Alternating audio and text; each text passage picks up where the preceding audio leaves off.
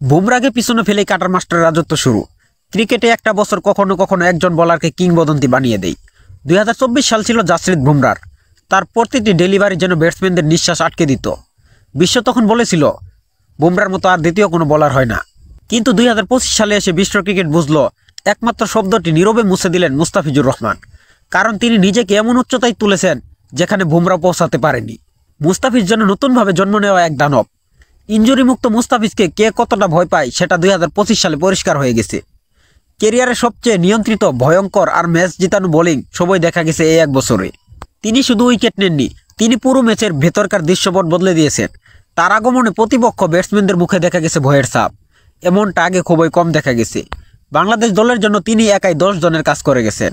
তার এক একটা ওভার ছিল এক একটা সোনার খনি, কারণ পরিসংখ্যান কখনো মিথ্যা কথা বলে না।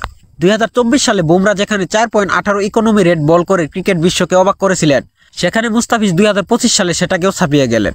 ইকোনমি 3.94। 6 ম্যাচে 4 ওভার বল করে কখনো 20-এর উপরে রান দেননি।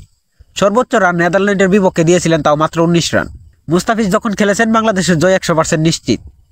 আর 7টি ম্যাচ খেলেননি, 7টি ম্যাচেই বাংলাদেশের জয় 0। এই পরিসংখ্যান কোনো সাধারণ ক্রিকেটারের নয়, এটা এমন একজন বোলারের যিনি দলের ভাগ্য বদলে দেওয়ার ক্ষমতা রাখেন।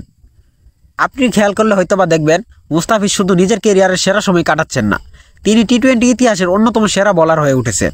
2024 সালে বুমরার বোলিং দেখে ক্রিকেট বিশ্ব বলেছিল এটাই সেরা। কিন্তু 2025 সালে মুস্তাফিজ প্রমাণ করলেন কে সেরা সেটা সময় ঠিক করে দেয়। বুমরার বল ছিল ধারালু, কিন্তু ফিজের বল ছিল রহস্যময়। বুমরার নির্ভুলতা অসাধারণ বল, কিন্তু ফিজের ভেরিয়েশন ব্যাটারদের নিঃশ্বাস বন্ধ করে দেয়। বুমরার ইয়র্কার দেখা যায়, কিন্তু ফিজের কাটার ব্যাটারের আগে বাতাস চিরে যায়। এ কারণে 2025 সাল হচ্ছে সেই বছর যখন বিশ্ব ক্রিকেট প্রথমবার উপলব্ধি করল মুস্তাফিজ শুধু একজন বোলার নন, তিনি এক ভয়ের নাম। বাংলাদেশ মানেই ফিজ, আর ফিজ মানে জয়ের সূত্র। বাংলাদেশ যখনই মাঠে নামছে একটাই প্রশ্ন, ফিজ আছে তো? কারণ পরিসংখ্যানই বলে ফিজ খেলেছেন তো বাংলাদেশের জয়, ফিজ খেলেননি তো বাংলাদেশের জয় 0। এটাই বলে দেয় তিনি দলের জন্য কতটা অপরিহার্য।